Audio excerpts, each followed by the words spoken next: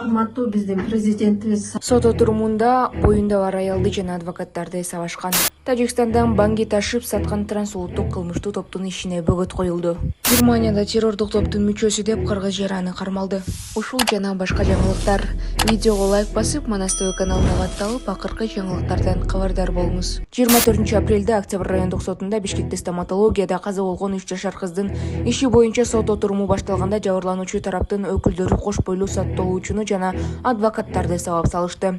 Кызынын сабалганынан улам соттолуучунун апасы президент Садыр Жапаровго, УКМКнын төрагасы Камчыбек Ташиевге жана жогорку соттун төрагасы Замирбек Базарбековго кайрылган. Аялдын айтымында анын үй бүлөсүндө 4 айдан бери коркутуу үркүтүүлөр болуп келген. Ошол соттон кийин мен унчукпай отура албайм. Сотто 8 айлык боюнда бар кызымды чачынан кармап, курсагына тээп, мурдуна чаап жиберишти. Күйөө аламды сабап салышты. Кызымдын ошол жерден тез жардам менен алып кетишкен. Ал азыр баш мээси чайкалып ооруканада жатат. Баланы жоготуп алуу коркунучу бар. Сотто милиция кызымды коргой алган жок. Сотко эч кандай кысым болбошу үчүн биз сот процесстерине катышпай жатабыз. Бирок экинчи тарап 50-60 адам сотко басым жасап жатат.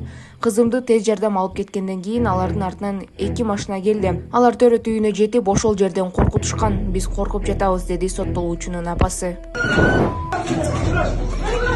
урматтуу биздин президентибиз Садыр Нуркожоевич, генералыбыз Камчыбек Кыдыршаевич, жогорку соттун төрагасы Замирбек Курамаевич, мен силерге бүгүнкү кайрылуумдун себеби 4 айдан бери бизге коркутуу, үркүтүүлөр болуп жатат.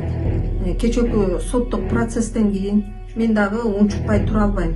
Кечээкү сотто менин кызымды боюнда 8 ай бар, чачынан жулуп, ичке тээп, мурдун канатып, күйөө баламды ошол жерден сабап, ошол жерден кызымды скорый менен алып кетип, азыркы убакта больницада жатат, сотрясениясы бар.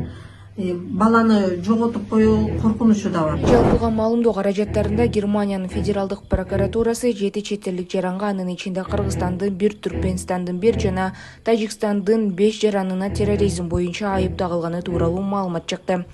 Биздин Тышкы иштер министрлиги биздин жаран чындап эле тизмеде экенин тастыктап, кырдаалга көз салып жатканын билдирди. Кыргыз Республикасынын Германия Федеративдүү Республикасындагы элчилиги бул маселени көзөмөлгө алууда. Тажикстанда банги ташып саткан трансулуттук кылмыштуу топтун ишине бөгөт коюлду. 44 жана 48 жаштагы жарандардын 19 килограмм жана 248 граммдагы түзгөн гашиш алынды. Шектүүлөр тергөө абагында киргизилди. Тергөө уланууда.